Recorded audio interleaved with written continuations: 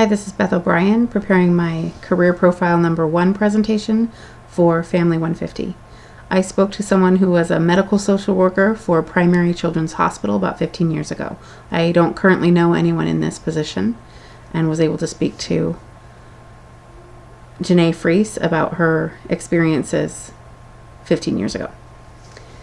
She said this was a typical 9-to-5 job, and by typical I mean typical work hours, which are actually atypical for social work.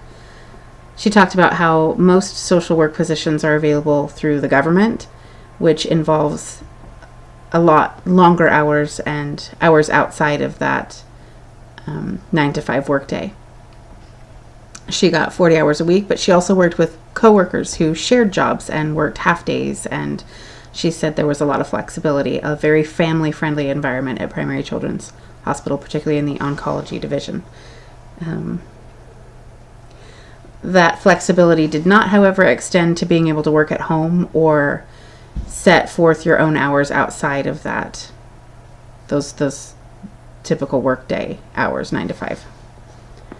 Some of the stressors that she experienced were, of course, being in oncology. It was very sad to see children struggling with cancer.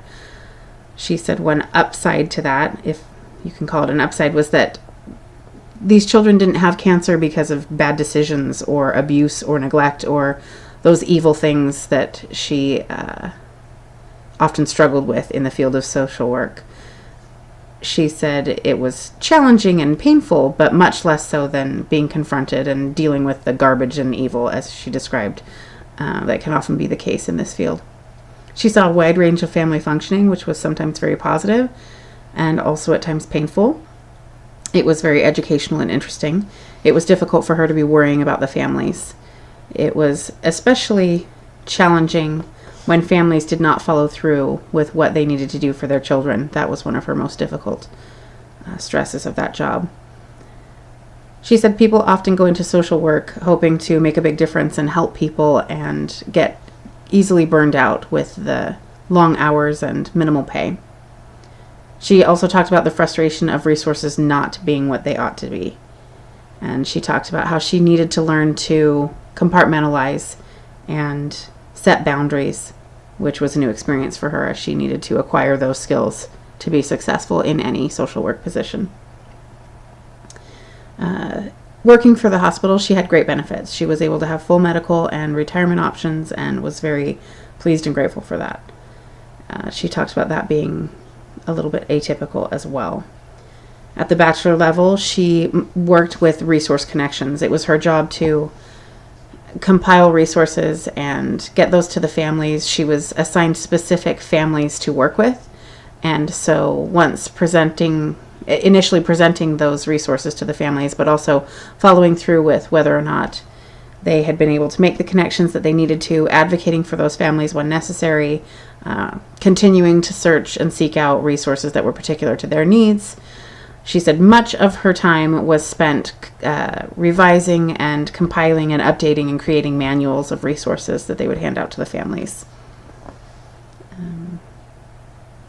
This position that was primarily focused on resource connection was bachelor level work.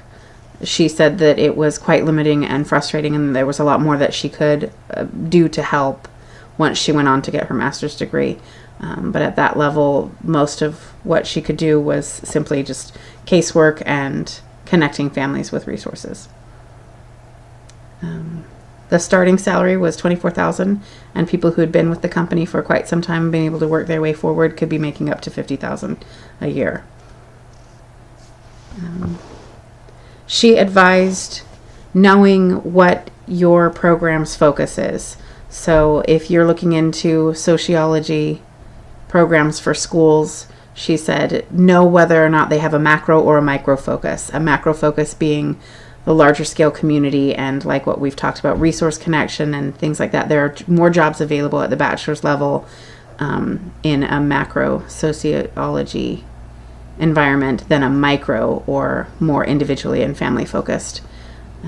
In those cases, a master's degree is required. So she said, know the program and make sure that it matches with your intentions and goals for your career future. See you next time.